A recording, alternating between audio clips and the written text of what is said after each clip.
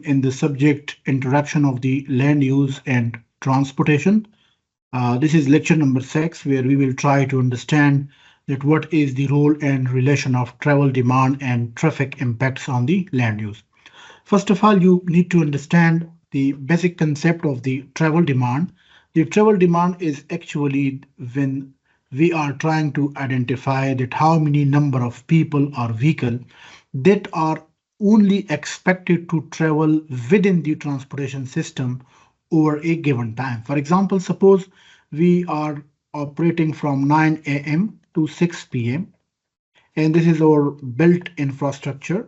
So this is about the total number of vehicles or fleet and the total number of peoples, which means capacity. Okay, so when we are trying to provide the service and to fulfill the demand of the required number of people within the available number of vehicle as well as the within the available infrastructure, this is called the travel demand. But the same demand is also include few factors. So one is that which time of a day. For example, suppose if we are talking from Monday to Friday, when we have all the school, commercial activities, offices, businesses are open, so we will have a very huge demand between morning peak and evening peak. Okay, and then if we are trying to plan for Saturday and Sunday,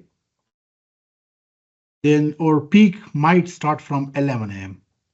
Okay, but it will be for the very short period of time. The same is about the travel cost in time.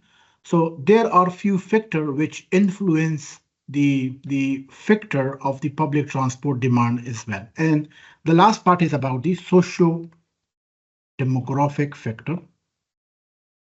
According to that factor, we are trying to identify that what age, monthly income class, and vehicle ownership class would like to travel through public transportation. So this is all about travel demand, which we will cover in the next slide as well. The last part is about the traffic impact. So when we are trying to understand the impact, so impact means that the new development or other factor have kind of a different type of a impact or effect on the transportation system.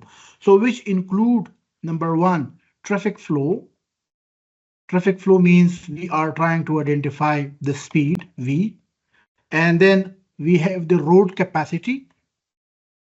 For example, clearance of the vehicle within an hour. And then we have the road capacity. And then we have the road safety parameter. Safety means how many number of lanes are there, 1, 2, or 3. So when we are trying to include all those few factors, and we are trying to evaluate and assess the potential impact of the surrounding roadways, rail, or like tram network, those are the traffic impacts. All those students who are new and they have joined this session like for the first time, so you can also subscribe to my channel. You just need to search in a YouTube Professor Dr. Asim Farooq, and here I have covered variety of the lecture. So this is the specific playlist which is generated for that specific subject. Okay, introduction of land use in transportation. So you can cover like variety of different sessions and lecture related to road, railway, research methodology, civil estimation, and etc. Thank you. Okay, so this to understand that specific figure is very much important in transportation. At the x-axis we have volume, and at the y-axis we have the cost. Okay, and then first of all, the travel demand, how the travel demand is actually generated or how we offer. So in a very simple word, that offer means that is the total capacity from here to here. And why it is very lower at the starting and it's increasing. So you can imagine that this is the starting of the day, and with passage of time it's increases. So that means that this is our peak hour. The same when we are trying to understand demand. So demand is actually at like that time very less. And then with passage of time, demand increases. Okay. So we are trying to increase our volume as well. Okay. So travel demand is actually generated if the location have to change in order to realize different activities. First of all, travel demand and volume actually depends on two basic factors. The first one is number of activities. For example, activities means that this specific trip is for the leisure purpose, for the business purpose, for the education purpose, for the hospital purpose, and so on. And the second purpose and the second factor would be structure. Structure means the distance of the activity. For example, what does it mean by distance? For example, we are living here. This is our home, house, and this is my workplace. So for example, might be that this total distance is 10 kilometers. So that actually depend on that my work is 10 kilometer, my kid's school is 15 kilometer, my leisure activities, for example, is 30 kilometer. Okay. So those are the factor from which we identify the travel demand volume. Okay. And then we have different kind of a aspect as well. For example, if we are trying to understand the very much conventional and economic perspective, if we are trying to like relate it with like that. So according to that perspective, we are only trying to fulfill that specific demand according to the available supply. And then we have the derived demand as well. And then we have demand for like travel. So where that specific curve is vary according to the origin and destination. So the transportation demand is basically the need when the need is satisfied fully, partially, or might not at all as well. So similar to transportation supply, it is expressed in terms of the number of people, volumes, or ton per unit. For example, when we are trying to understand demand, so demand means that we are trying to transport people and goods from A to the destination B. So when we are trying to understand offer, the offer, so we will offer the available infrastructure to specifically address that specific demand. So that might fulfill or achieve that demand 100% or might be 50% or might it did not fit at all. So transportation needs actually we can draw that from or you can call it we can quantify those transportation demand which is similar to the transportation supply. Okay.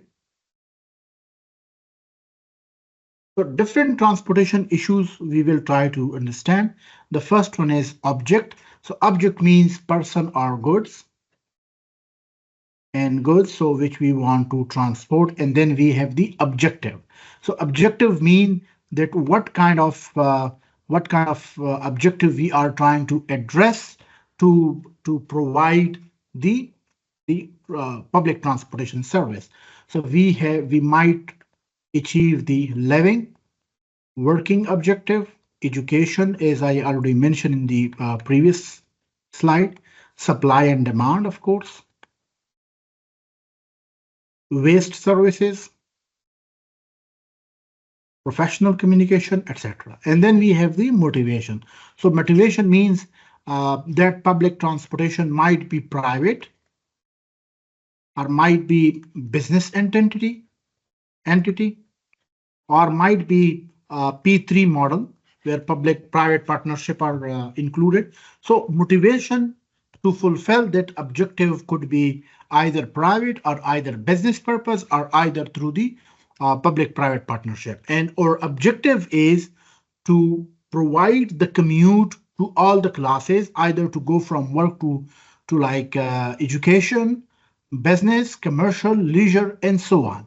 And our objective, and we are trying to motivate our objective according to the people and goods demand. Okay,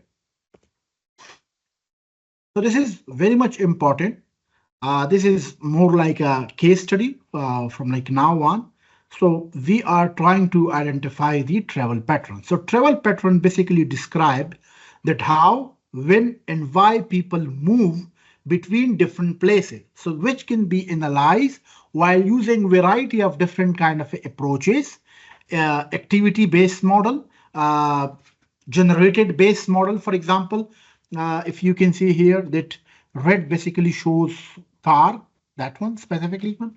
And if you see here that why they are traveling only on like Wednesday or like Thursday in a very specific day, might be that at this day there is a football game, is a kind of a activity which only arrange within like once in a year, or some kind of a celebration, etc.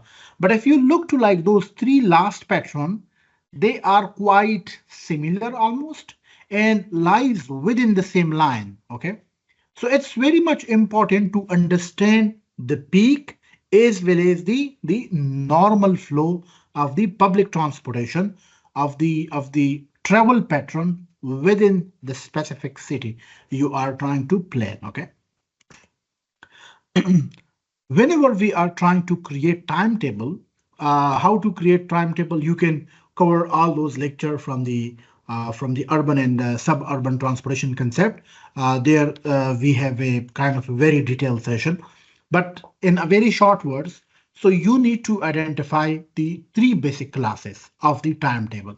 The first one is the peak hour for the whole week, and then we need to identify the normal hours, and then we try to identify like the where we just want to provide the service. For example, if I try to identify or define the peak hour, so peak hour means that where my headway is less than 5 minutes. So now you can imagine that what does it mean by 5 minutes? Or it might be that I'm trying to provide, or the headway is maybe less than 5. It could be 2, it could be 3, it could be 4 minutes.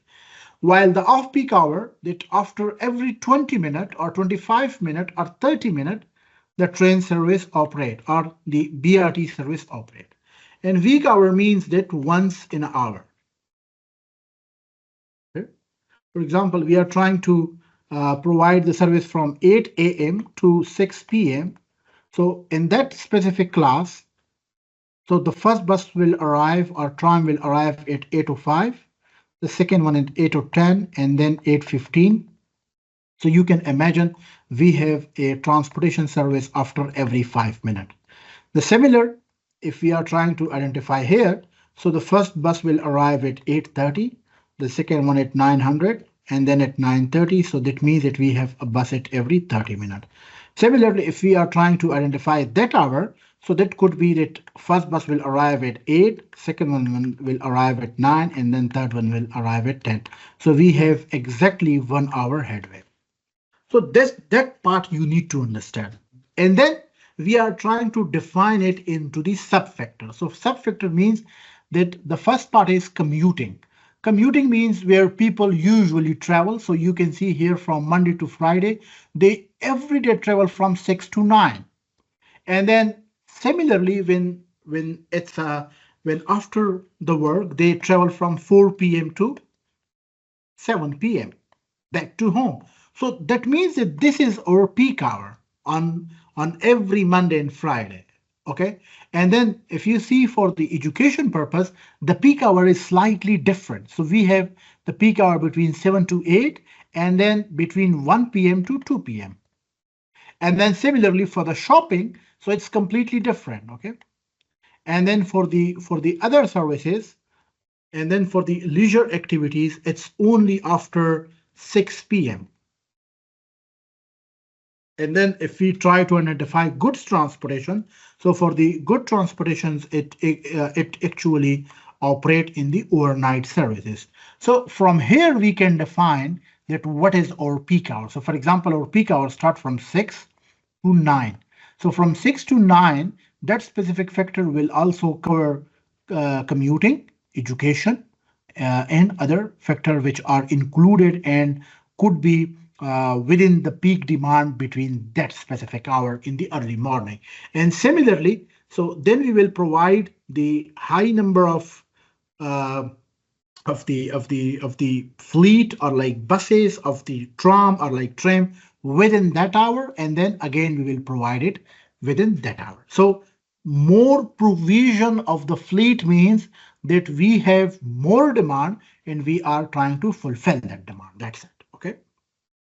It's very important that we need to understand that how to plot the travel pattern, because if you don't know that where we have the maximum kind of the demand and what is my normal demand. So this is that part. Let me change the color to the another one so that you can here. So that means that this is here. This is our specific demand. Okay. So here, from here to here, this is our very normal flow, but that demand we need to understand. So as you can see here from the legend, car, that part is public transportation, and that lower part is non-motorized transportation. So public transportation demand increases between that hour to that hour. Okay, and here similarly that is again defined between hours to hour. As you can see here that we have already defined the peak hour demand. So at 6 to 9, it's in the every sector, in the every zone, it's almost at the very peak. But again, with passage of time, it actually increases. So you can see here. So, and that specific areas in time slot or headway would be very much lower. Lower means that we will only provide service like once in a 20-minute or like 30-minute or like 40-minute, because as a transportation planner, you need to understand that we need to reduce the empty runoff.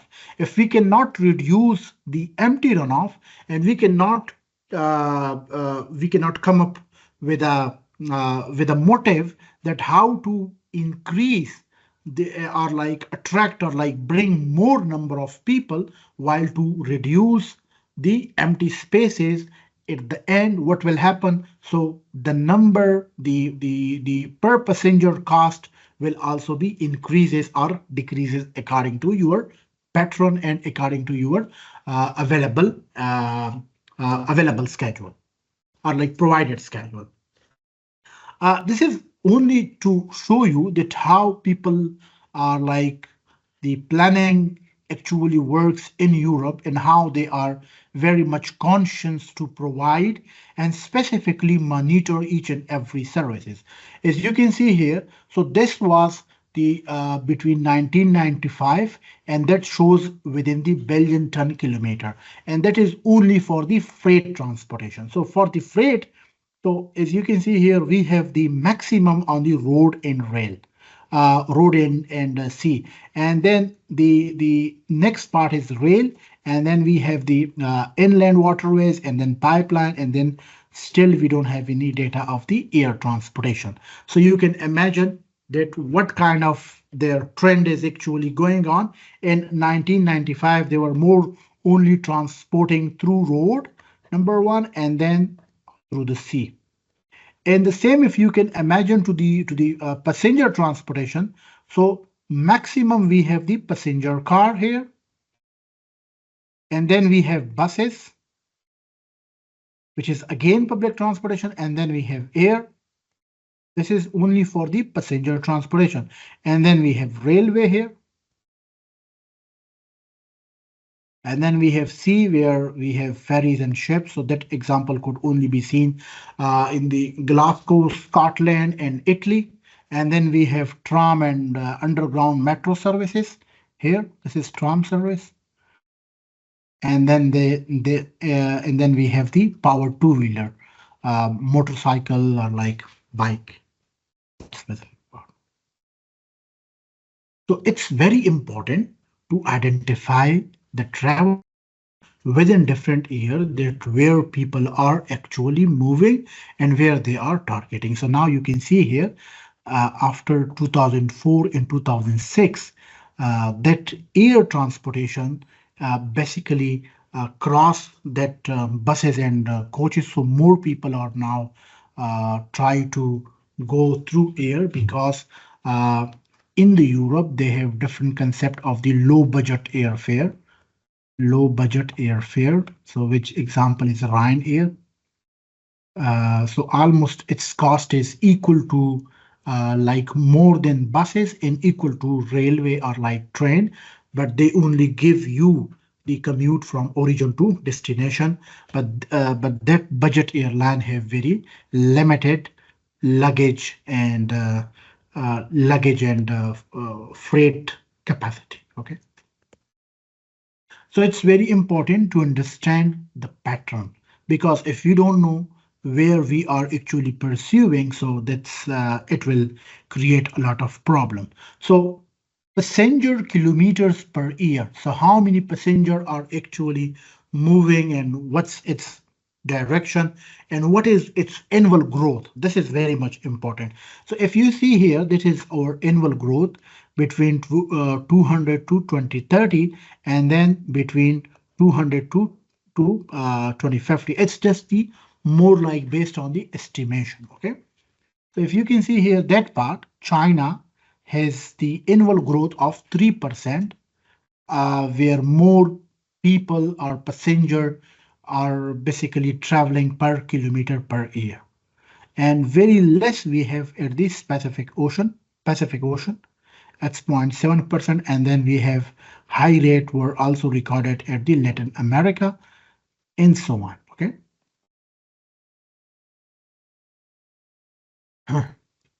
Similarly, if we are trying to identify the different modes, like which mode, so light duty vehicles here have the very huge annual growth. Like most people travel through that specific kind of a modes, and then we have air, and then we have the bicycle, and then we have passenger rail, and then we have buses, and then last part we have the mini buses. So you can imagine that maximum proportion is actually holding by the air as well as the passenger rail. And there is a little bit decline as well in the buses as well, okay, because of the so much commute and journey losses and so on. That is specific chart which elaborate only that how many thousand kilometer per year people actually travel. So for example, here in India, you can have a look. India is at number 2 in Asia. This is China, where after their rapid development, so you can imagine, so where they have crosses like Middle East and other all Asian countries, and now they almost reach to like that level. So what we understand from those concepts. So what we need to define. So there are three basic element of the sustainable traffic design and modeling. Sustainability means that how we can plan for the present generation without compromising on the upcoming or the upcoming generation on their resources. So we need to define in a way so that we can fulfill the requirement of the present inhabitants. So when we are trying to define the sustainability in terms of traffic impact, so we have three basic aspects. The first one is economic, second one is social, and last one is the ecological. So socio-economic, or we can also call that socio-economic impact or effect. Is it everything? Is it positive? So how we can do assessment between socio-economic, or if we are trying to understand the different instrument or like what kind of influence are actually affecting on that. And then the next part we have the economics. So economic means the relation of the input, where we are trying to define infrastructure, and operation and its output. And then last part, we have the ecological, where we are trying to understand the transportation supply, accessibility within that specific regional location factor. So the ecological is the sum of the socio and economic. So through that concept, we are also trying to understand that what kind of different impact on the urban quality assets such as like noise pollution, environmental pollution, and so on. And if we are trying to understand the economic perspective, so economic perspective would be environmental as well as the social effect, along with congestion as well as the welfare as well as the health. So if we are trying to understand and only focuses on the social impact, so that could lead it to toward the traffic noises measuring the urbanism. The next part we have, it's very important to understand the ecological effect. Is it always negative, such as energy consumption, pollution, noise, as well as the land use? So we will try to understand it one by one. The first one is energy consumption and greenhouse gases. This is the I have brought that specific slide because of the availability of all those four ecological effects. So you can imagine that 7.1% gasoline is produced only in transportation. 31% of overall energy consumption is within transportation, and 26% of overall CO2 were emitted from the transportation. So you can imagine only in the year 1990. And those different factor actually shows the sources such as like power and heat, transportation, industries, houses, and so on. Uh, that is power and heat, that one, and that is transportation, that is transport, which is at a very higher level, and that part is services, and that part is industry here at a very lower level. So there is a very general myth that industries create more pollution, but it have little bit contradiction as well. Actually, transportation emit a lot of and required a lot of energy. The second part is we have energy consumption. So now how we can define or calculate energy consumption. So we have different kind of a factor. The first one is internal factor. So internal factor means the mobility rate. Mobility rate is basically defined by the number of trips per day by the number of the freight trips. Okay, so we are, for example, number of trips per day, or if we are trying to identify it in the freight, so it will be number of the freight trips per day. And then we have different distance as well. So we have external factor would be traffic volume, so which means that how many person kilometer travel within a day. Okay, here. And then we have the modal split. Modal split means the which specific mode he or she is actually using for to complete that specific journey. And then we have the occupation ratio. How occupation ratio is actually affecting the modal split. For example, if you are working in a company, if you are a student and you are working on any type of a assignment, so you will prefer a journey where you don't need to do anything, such as rail, such as air. But if you are like going it for the leisure with your family, and you have like your car ownership is a bit high, so of course then you will prefer it to have your own mode of the service. And then so traffic volume means vehicle kilometer, like vehicle per kilometer, how much they are traveling. And then the energy consumption is we can calculate it from here from all the internal as well as the external factors. So what are the key factor in urban dynamics as well as in the energy demand? For example, the spatial structure is actually affecting a lot.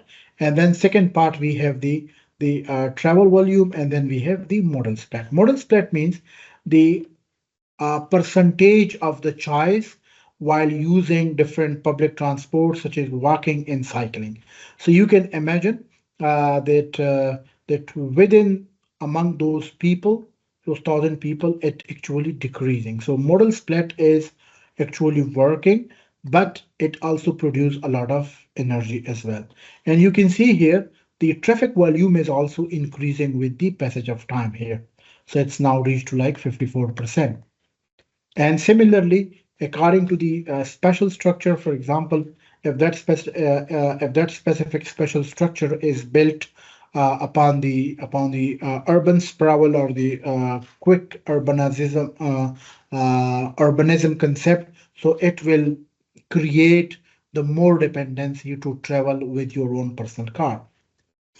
Whenever we are trying to define the any study, so this is now overall summary of the whole lecture, that how we can create our own study while to identify the different travel impact as well as the different travel demand.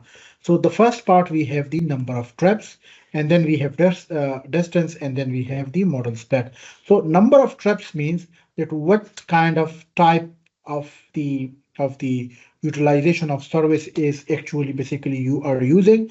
Is it shopping? Is it service? Is it leisure? And what will be its size? And what kind of mixture we do have from that specific number of trips? And then is it like outskirt? Is it within circle? Is it going to the very specific location? So the distance is also very much affecting that part. And the last part is we have the model split. So which kind of mode you are basically using it to complete your journey, which is again dependent on the special structure.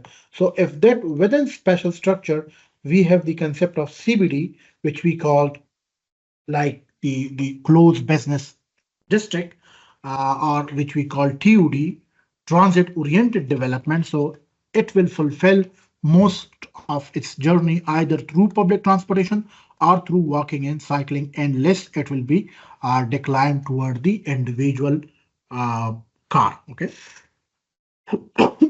excuse me. The next part we have the methodology. So how we can split or how we can draw the methodology for any journey.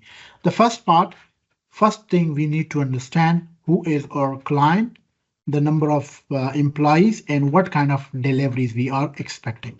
The first part we have the model split. Model split means, for example, from if I give the example within the context of Pakistan, so how many journey or more trips we do have exist from location A to location B. And then occupation rate. So like which kind of class is actually using that specific journey. And then we need to see that passes like the what kind of effect it actually affecting on that. And then we have the number of car trips. We need to identify number of public transportation trips, and then truck trips, like means that one is goods, and both of those two are basically only passenger. And then we need to understand that the average trip length, the average vehicle kilometer, and the average fuel consumption, and then the fuel value, of course. And then we need to see that what kind of demand is actually generating from that, and what kind of primary energy demand we are producing. For example, how many CO2 emission we are creating from that specific source. So I have designed that study for the Aptabad region, where we have different kind of classes, different kind of culture activities. We have sport recreation part as well. We have tourism part as well. Entertainment part is also there. We have the education part is also there. So now you can imagine. So according to that study, the first part is divided within activity. The second part is divided within building topologies, like why people are only visiting for the culture purpose, like why Ilyasi Masjid, why Harnoui Lake, why Donga Gali, why Governor House. So those are the cultural. And then we have entertainment part, and then we have the sports recreation, because we have the ice hockey stadium, we have different swimming pools, we have different cricket stadium, football stadium, and hockey stadium. And then we have the tourism part as well, because it's the Hazara specific location. It's one of the amazing mountain terrain. So most people actually travel there for that specific part. And then for the sports creation, people usually travel to like for like that purpose. And for the entertainment, is you can see here we have Burn Hall, we have Ayub Medical College, we have Shimla Hills. And for like different culture parts, we have theater there, we have regional importance music hall there, we have army entertainment club there, and we have different entertainment center is also there, which are located exactly at the Ibnabad region. So now your task is to design the same kind of a study and also to fulfill all those five activities of your own city. Thank you very much. If you have any question, you can get back in the comment section. Thank you.